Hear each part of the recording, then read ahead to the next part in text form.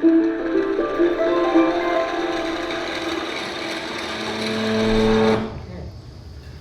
Sanctuary.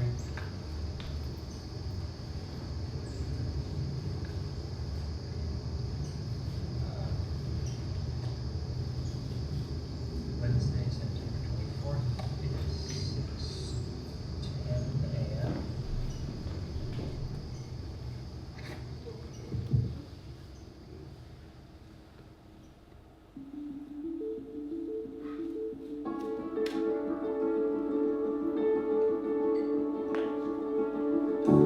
I'll be honest, I meant what I said.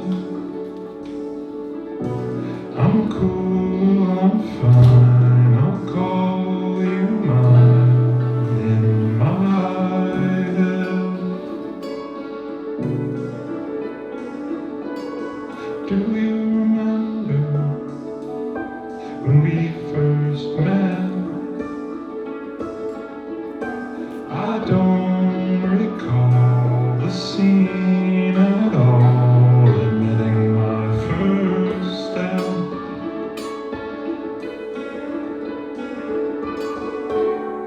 I want you to want me. You know that though. What's more than this, I want you to know.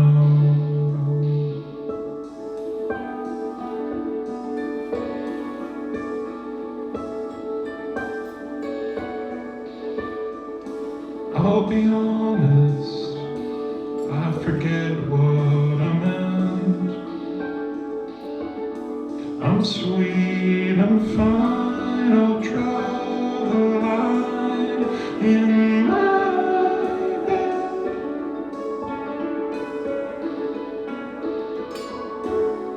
I want you to want me. You know that though. What's more than this? I want you to know.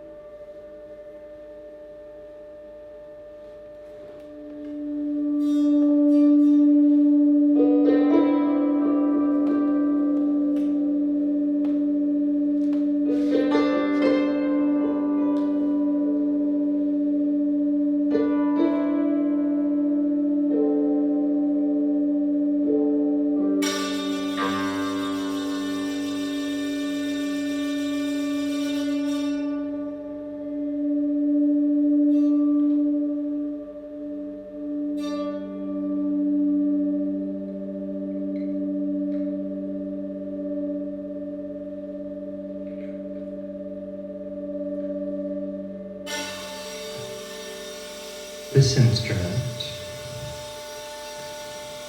is called the hammered dulcimer.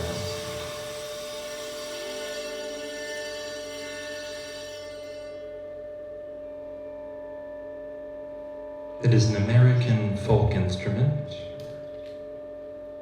and an ancestor of the piano. A piano is a machine that connects a key to a hammer, so that when you press a key, there is a hammer that strikes a string suspended over a resonant body.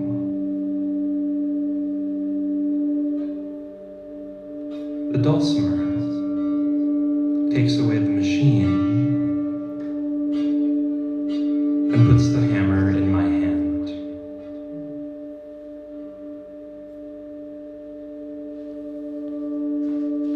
I'm also using 2 magnetic resonators. The one in my hands right now has a variable motor on it, which means I'm able to control how fast a series of magnets rotate. And by exploring the pace of that rotation,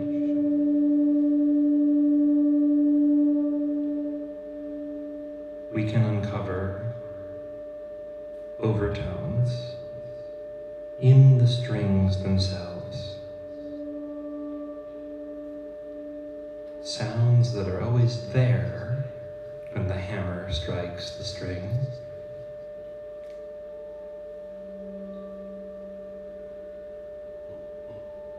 but are often too subtle to make out on their own.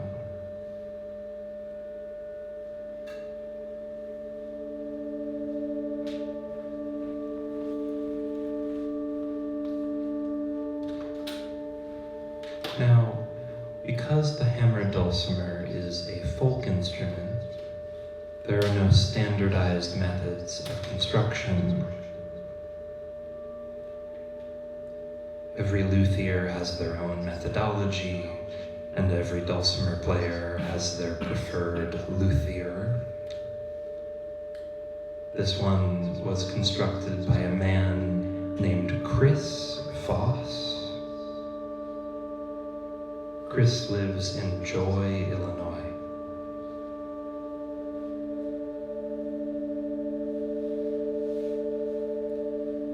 I have to admit, I felt nervous to meet Chris.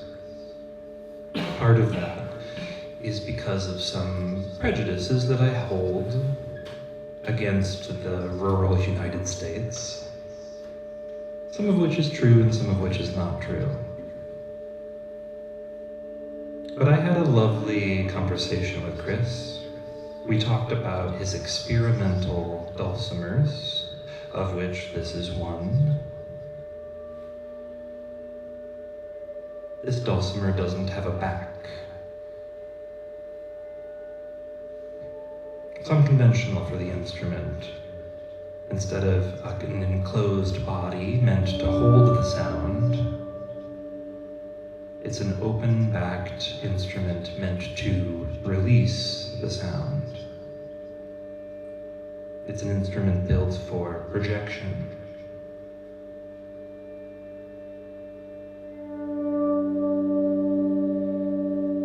As I walked away from that conversation with Chris, I couldn't help but wonder what he knew about me. This is something I'm wondering a lot these days because, and you might not know it looking at me, but I am in fact transgender.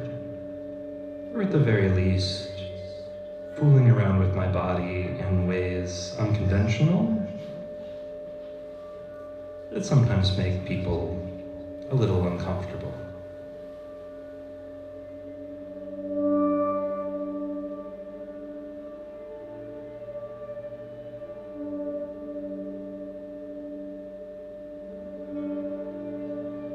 But I've been thinking about beauty.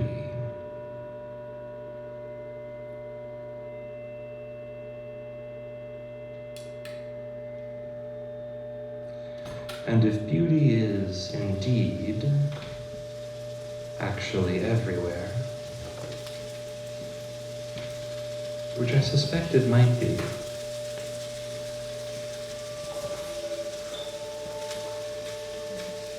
then there must be a connection between the most profane thing you could imagine and the most beautiful thing you could imagine. There must be a special connection between divinity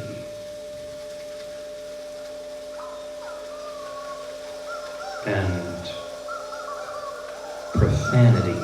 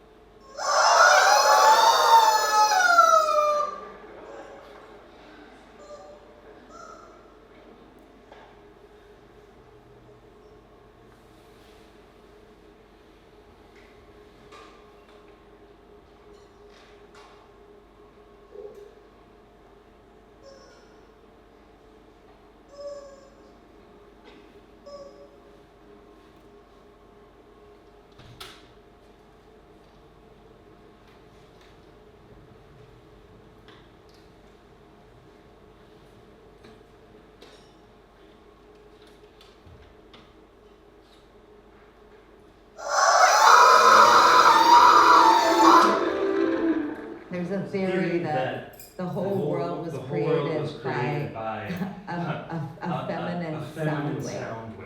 And that feminine sound wave actually saw what they thought was their father below them and fell to be with their father, but it was actually a reflection from behind them. So they fell into an abyss and broke into two, and that there were two galaxies that were born, and one was good and one was evil, and that the evil one is the one where evil things pretended to be God. to be God. And then we believed in them, and we divided, and then we started to argue and hate each other. And that is the world that I believe I live on. But that, my understanding of God actually is that it's a sign. I believe God began as a sound.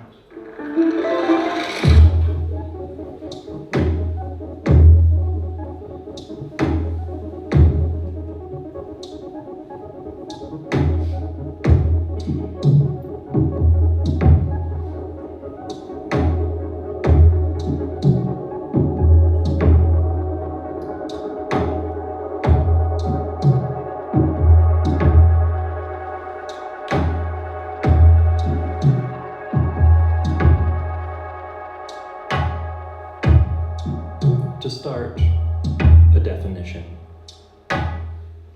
Resonance describes a phenomenon, a relationship that happens in the world, not a thing in the world specifically. For our purposes, we will define resonance as an interaction needing two parts. First, an object with a particular characteristic. Second, a force outside that object, which matches that characteristic through regular impulses.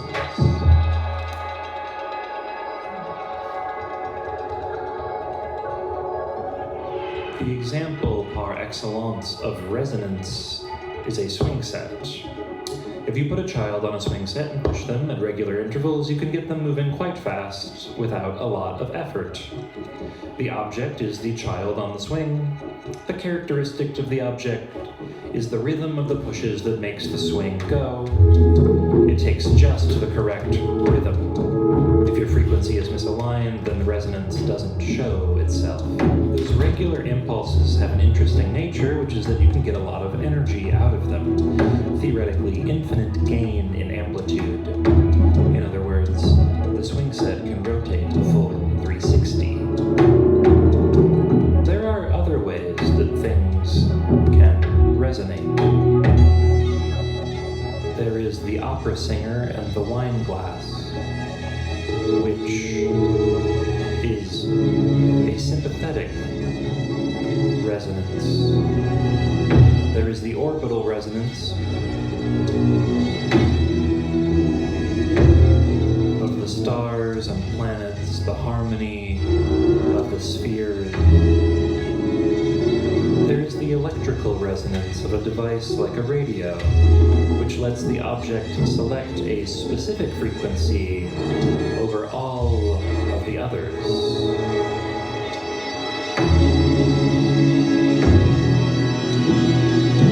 But for our purposes today, it's enough to consider resonance as defined as being two things in relationship. An object with a characteristic, an outside force that matches that characteristic at regular intervals.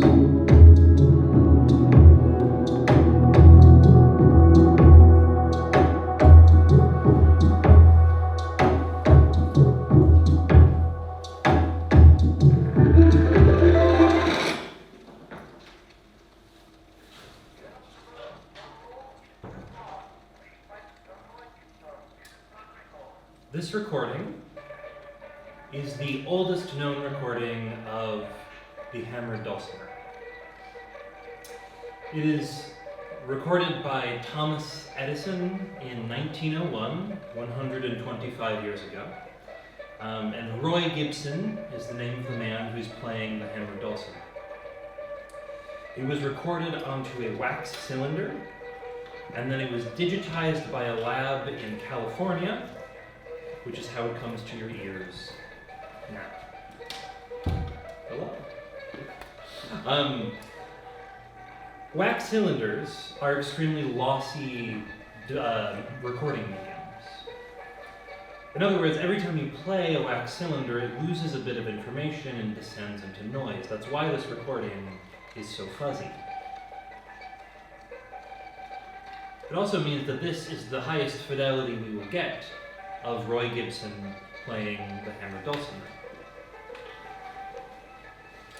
I think about the connections between that point in time and this point in time. If a recording of audio is, in fact, a kind of line between 2 points. And I also wonder if every time you play the wax cylinder it changes, it's never the same. Is this still true today with our digital audio? Obviously it's different.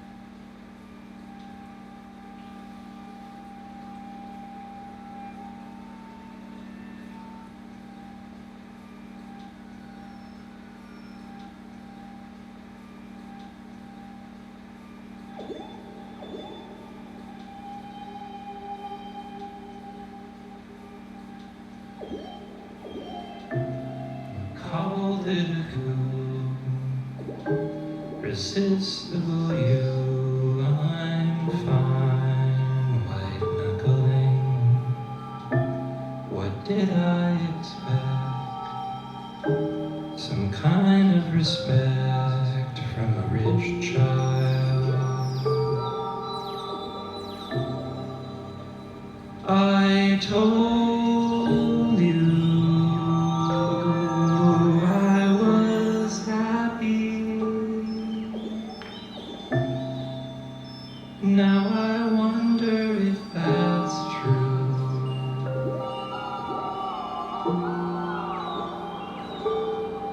In what world am I happy? Happy without you.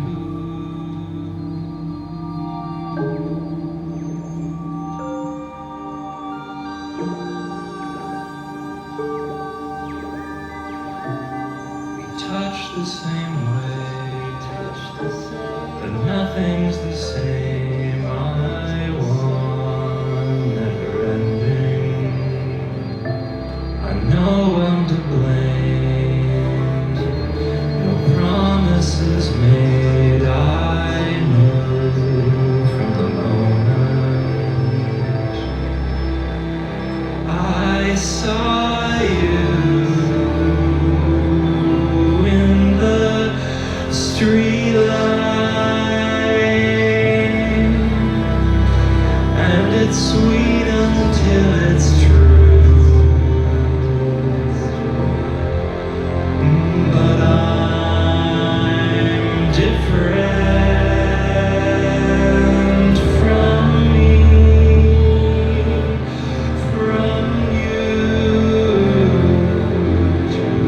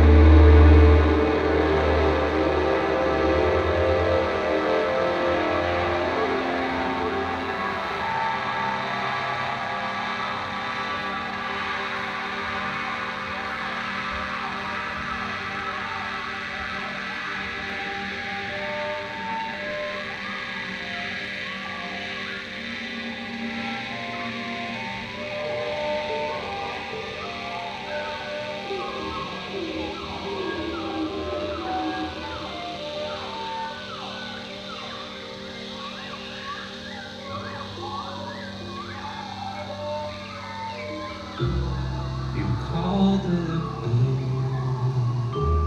irresistible human fire.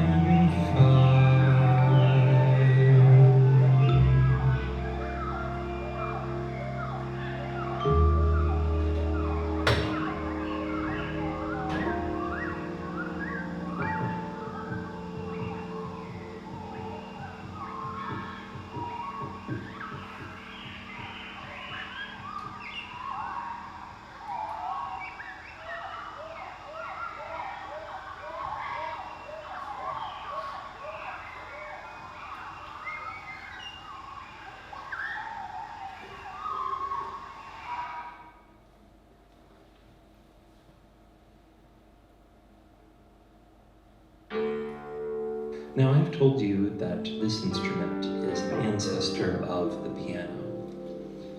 One of the biggest differences between a piano and a dulcimer is the fact that a piano has a damper mechanism. On this instrument, once you hit a string, you have to hold the resonance of that string in the music for the next several seconds. There's no way to stop the sound unless you use your hand. This creates the characteristic wash of the dulcimer, but also poses some interesting and relatively unique musical problems.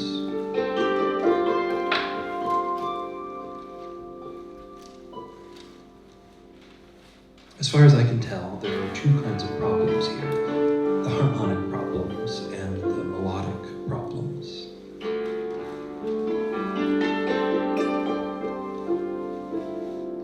One harmonic problem involves chords with notes that are close together. For instance, moving between a D chord and a B flat chord can create some striking dissonances that maybe you didn't intend.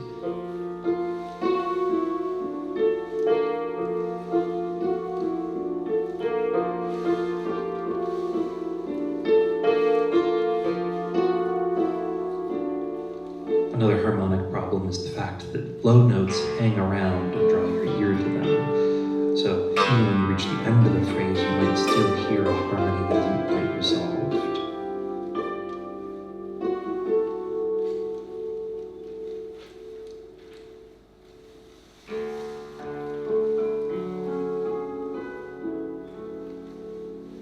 And the melodic problem is the fact that stepwise motion creates a blur. When a melody has notes that are close together, they start to sound against each other and become a wash.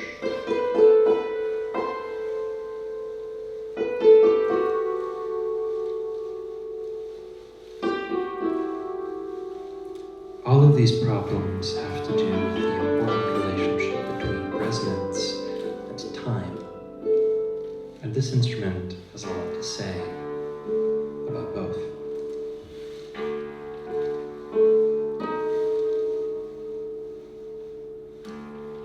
Now, the thing that I do every day that makes people uncomfortable is as follows.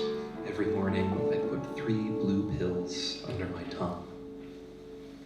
On my medical records, it is marked that I have endocrine disorder, which is a way of not writing gender-affirming care down on documents that get sent to American insurance companies. When I put the pills under my tongue, they dissolve and the hormone estrogen enters into my bloodstream, where it sticks to little receptors all across my body. This means my brain and my skin and my fat and my liver and my gut, all things that have changed with the roughly 3 years I've been doing this procedure known as hormone replacement therapy. This pill itself doesn't chemically change my body, but instead activates instructions that were already there. This is true about all of us. We all have instructions in our DNA for both testosterone-centered expressions and estrogenated ones. The hormone just flips what part of my DNA gets expressed. Consider the example of Hermann von Helmholtz, a German scientist who is a pretty significant figure in the history of acoustics. His 1863 book on the sensations of tone as a physiological basis for the theory of music, he theorizes a model of hearing that reads suspiciously, to me, like a dulcimer inside of the cochlea.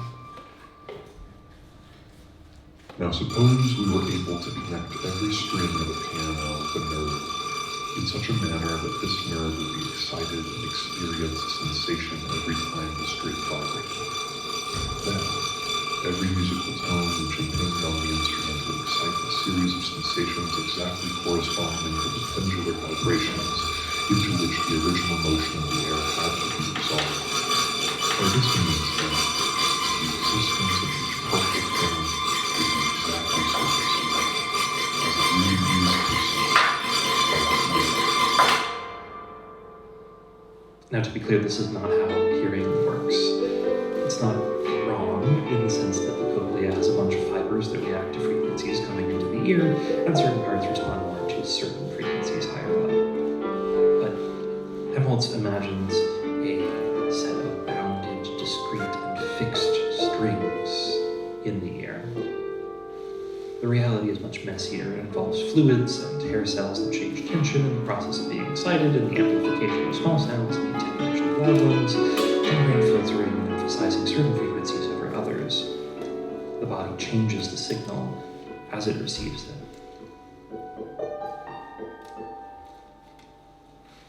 With the model of resonance that I proposed to you, we can turn a medical fact into a metaphor. The object, my body, contains a latent characteristic, a set of DNA instructions for feminization.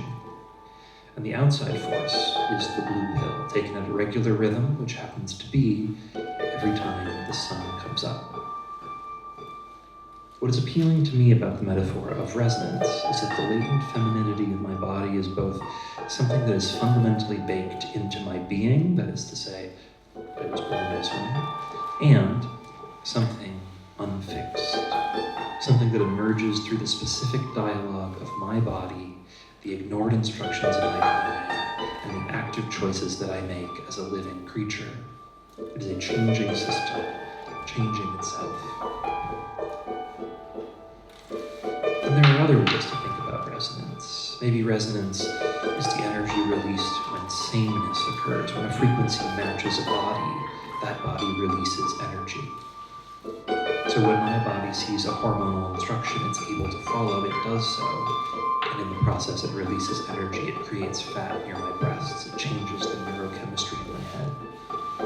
And this energy is theoretically unbounded. It could be infinite. It's only limited by the specific material of my body and the culture around me that sees my body. Androgyny is the word the doctor wrote down in the records that don't go to the insurance company.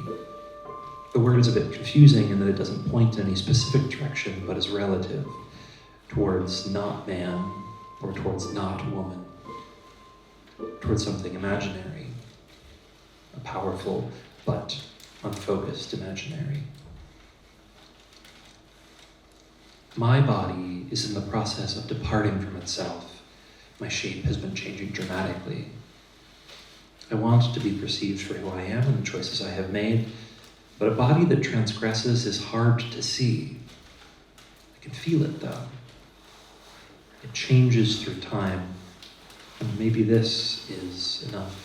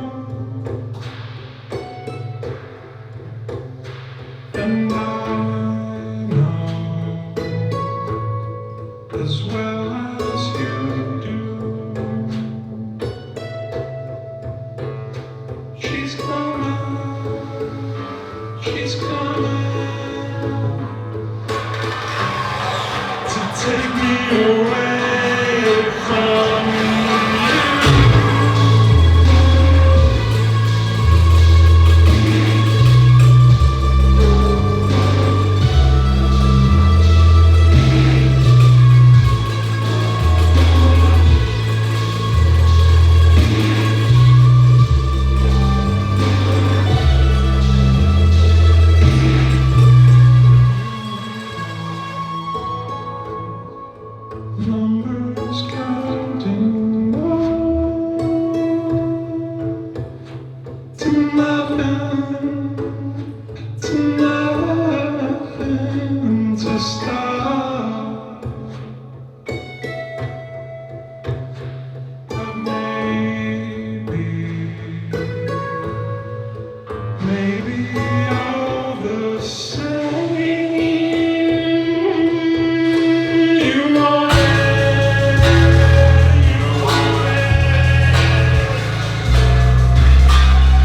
want it to message to just have a name.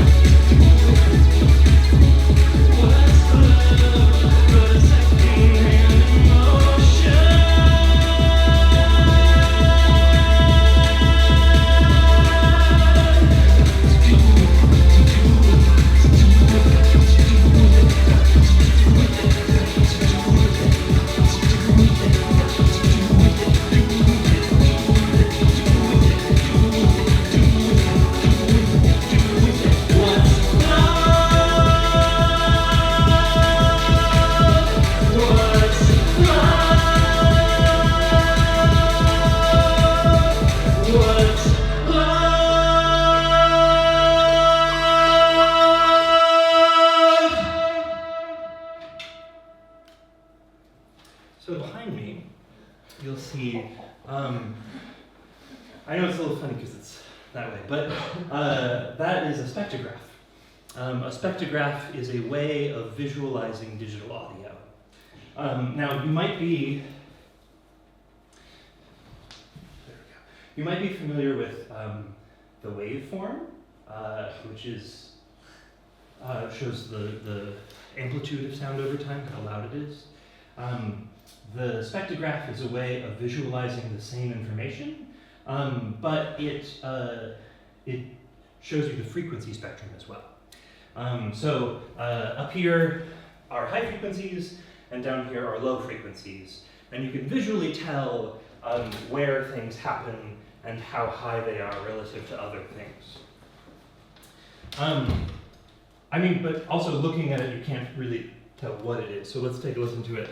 Let's figure out what the sound might be. Okay. Bird sanctuary.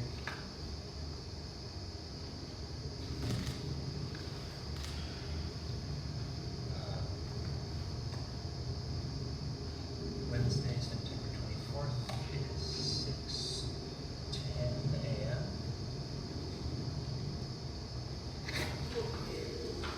So this is a recording that I took in Chicago, which is where I'm from, at the Montrose Point Bird Sanctuary. I went out last fall to see if any migratory birds were there. It's a spot for migratory birds in Chicago as they're moving south, and just see if any of them would sing. They didn't really. It's sort of an empty recording with mostly the sound of the highway. However, we can still learn things from a recording that didn't go as planned. For example, we can take a look over here and look at this bird as it sings.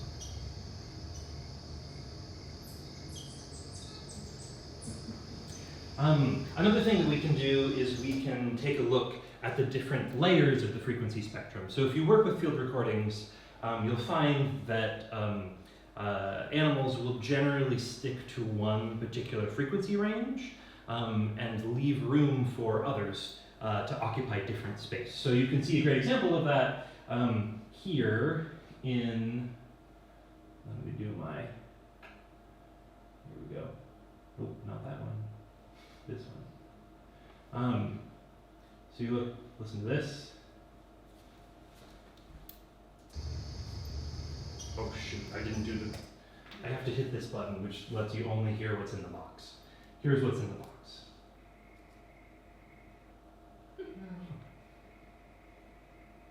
But you can see that that sound occupies a very different frequency space than this sound.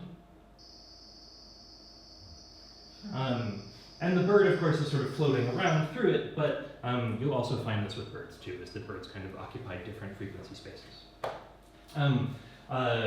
You might also note these sounds up here. What are those? Let's take a listen.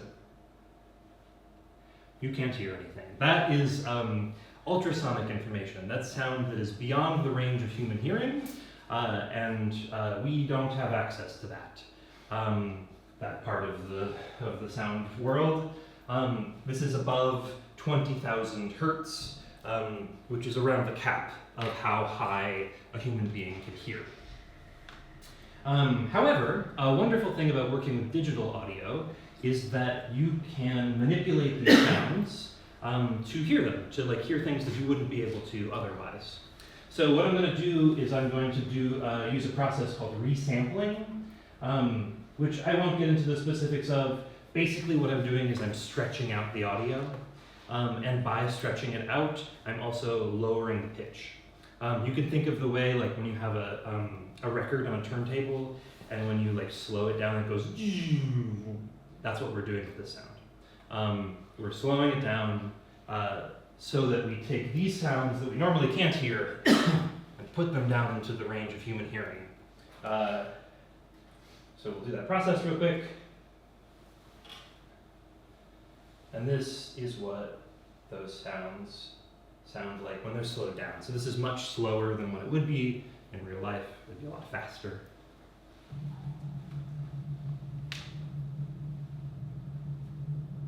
Real life.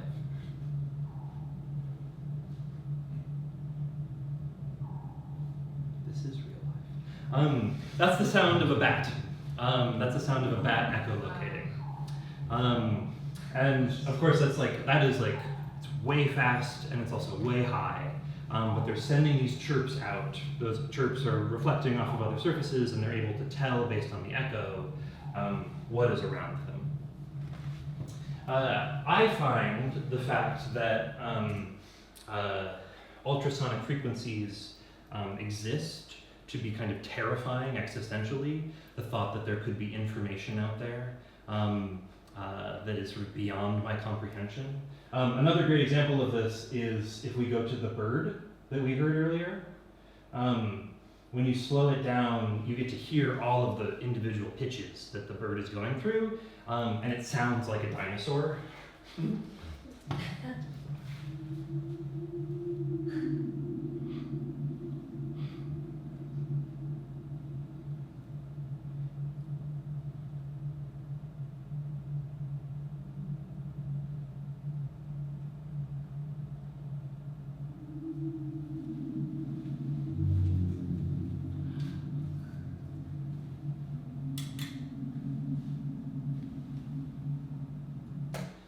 So that's pretty crazy. That's a really, if you want a fun afternoon, record some birds and slow them down. They sound wild. Okay, I have here another recording. What's this recording of, you might ask? It's much louder than the other one. Let's take a listen. What is it? A long time ago, so now all the murder is very formal. It's this very room. So we went to the concert yesterday and tonight is the next. Sorry. I'm sorry that I recorded you without permission. That's very rude of me. But I'll delete it in just a second. This part, the loud part, that's my first song. You remember that. But what I want to call your attention to is this thing over here, which you'll also note is in the high frequency spectrum. And this is from right after the first song. I played the dulcimer for a little bit, and this happened while I was playing the dulcimer. So what I would like to do is I would like to slow this recording down as well, so that we can figure out what that sound was. And a sort of, I won't call it unfortunate, I'll call it an opportunity. The computer needs to think about this to resample the thing, and so it'll stretch out. So what we're going to do for 45 seconds is be present with each other.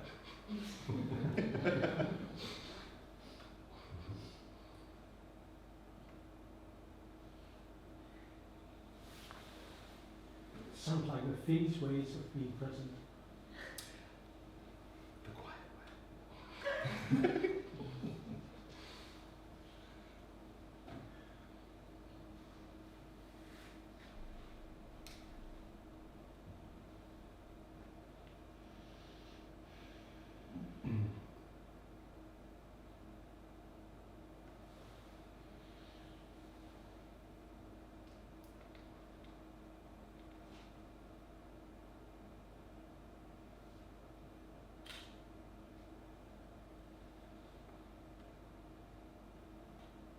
Great. Our music has cooked. We're ready to listen. I'm just zooming back out so we can find it again. Oh my goodness, this is being silly.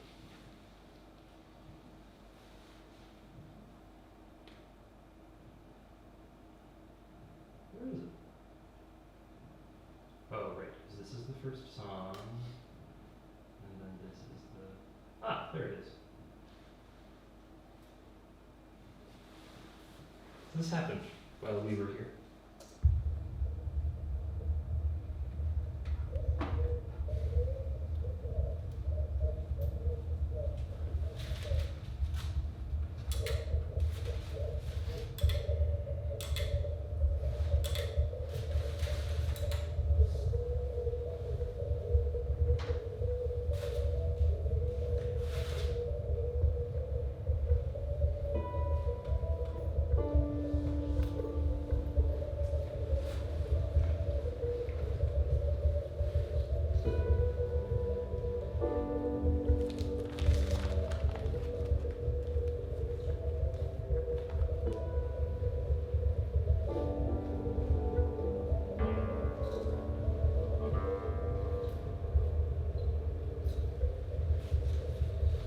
I gave my love a cherry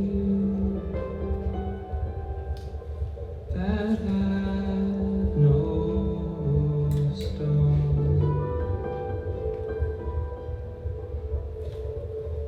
I gave my love a chicken that had no bone.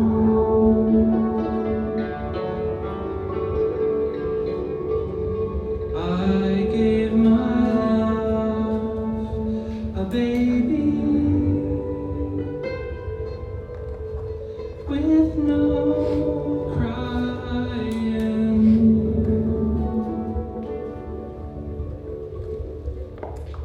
and told my love a story that had no end.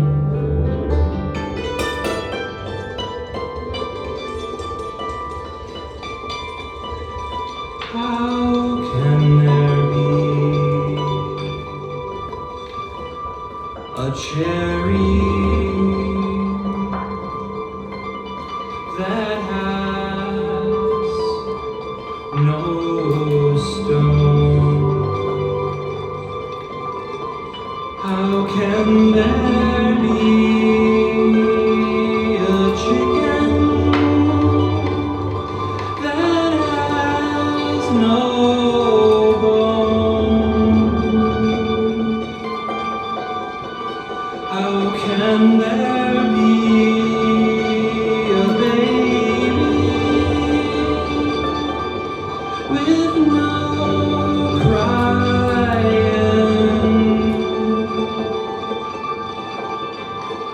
How can you tell a story that has no end?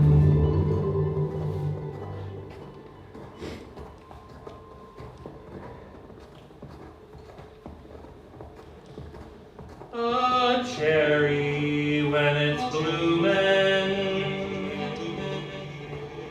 there is no stone. And a chicken when it's pippin', there is no bone. A baby when she's sleeping, there's no crying.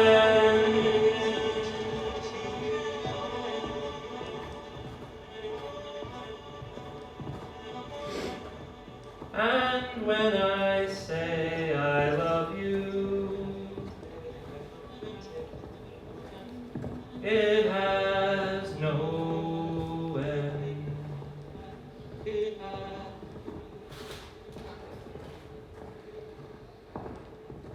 I gave my love a cherry that had no stone. I gave my love a chicken that had no bone. I gave my love a baby with no crying.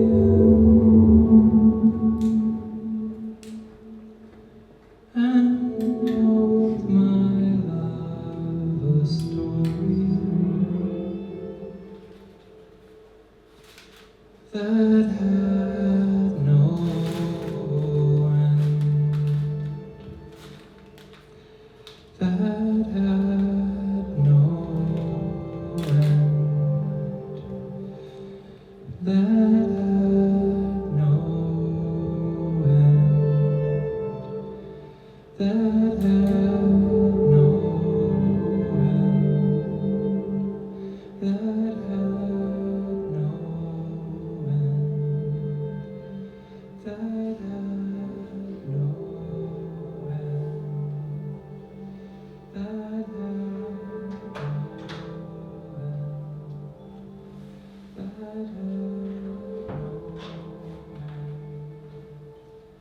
That had no end. That